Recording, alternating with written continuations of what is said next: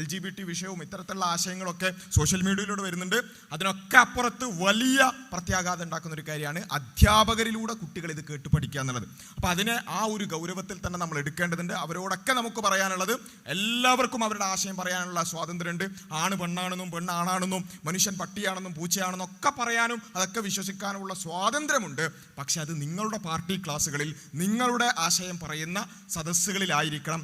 പാവപ്പെട്ട സാധാരണക്കാരായ ആളുകൾ അവരുടെ കുട്ടികളെ രാവിലെ എഴുന്നേൽപ്പിച്ച് കുളിപ്പിച്ച് ഡ്രസ്സ് ഇടിപ്പിച്ച് പറഞ്ഞയക്കുന്നത് നിങ്ങളുടെ ആശയം പഠിപ്പിക്കാൻ വേണ്ടിയല്ല. അതുകൊണ്ട് ഇവിടെ ഇരിക്കുന്ന ഓരോ രക്ഷിതാക്കൾക്കും അതിൽ ബാധ്യതയുണ്ട് എന്നാണ് എനിക്ക് പറയാനുള്ളത്. PTA മീറ്റിങ്ങുകൾ എന്ന് പറഞ്ഞാൽ ആയിക്കോട്ടെ അവിടെ പോയിട്ട് ഒരു ഒപ്പിട്ട് തിരിച്ചു വരാനുള്ളതല്ല, മറിച്ച് നമ്മൾക്ക് കൃത്യമായി ഇത്തരം കാര്യങ്ങൾ കൺവേ ചെയ്യാനുള്ളത് കൂടിയാണ്. ഇതിനൊക്കെ അപ്പുറത്ത് ഇത് സ്കൂളുകളിലാണെങ്കിൽ അതിനപ്പുറത്തേക്ക് ഗ്രാജുവേഷൻ ലെവലിലേക്ക് വരുമ്പം ലിറ്ററേച്ചറും അതുപോലെ തന്നെ സോഷ്യൽ സയൻസും ഒക്കെ പഠിക്കുന്നിടത്ത് സിലബസുകളിൽ തന്നെ ഫെമിനിസവും ലിബറലിസവും എല്ലാം പഠിപ്പിക്കുന്ന ഒരവസ്ഥ ഇപ്പോൾ ഉണ്ട് എന്നുള്ളത് നമ്മൾ മനസ്സിലാക്കേണ്ടതുണ്ട്.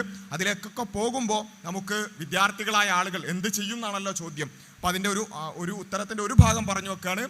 അങ്ങനെ ഡിഗ്രി ലെവലുകളിലൊക്കെ അക്കാദമിക്സിൻ്റെ ഭാഗമായി ഫെമിനിസവും ലിബറലിസവും ഒക്കെ പഠിക്കാനുള്ള വെസ്റ്റേൺ ഫിലോസഫികൾ പഠിക്കാനുള്ള ആളുകളോട് പറയാനുള്ളത്, നിങ്ങളതിനെക്കുറിച്ച് ക്രിറ്റിക്കലി എൻഗേജ് ചെയ്യാനുള്ള കമ്മ്യൂണിറ്റികൾ അതിൽ ഭാഗമാവുക എന്നുള്ളതാണ്.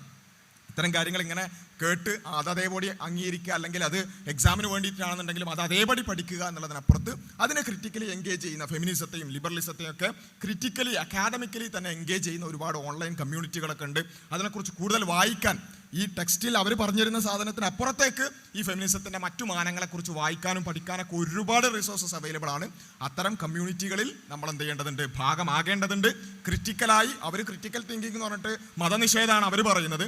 മറിച്ച് നമുക്ക് പറയാനുള്ളത് ഫെമിനിസത്തെ ക്രിറ്റിക്കലി റീഡ് ചെയ്യുക, ലിബറലിസത്തെ ക്രിറ്റിക്കലി റീഡ് ചെയ്യുക. അങ്ങനെ അവർ പറയുന്ന വെസ്റ്റേൺ ഫിലോസഫികൾ തൊണ്ട തളാതെ വിഴുങ്ങുന്നതിനപ്പുറത്തേക്ക് അതിനെയും ക്രിറ്റിക്കലി എൻഗേജ് ചെയ്യാനുള്ള ഒരു സാധ്യത നമ്മൾ ഉണ്ടാക്കുക എന്നുള്ളതാണ് അതിൽ പറയാനുള്ളത്.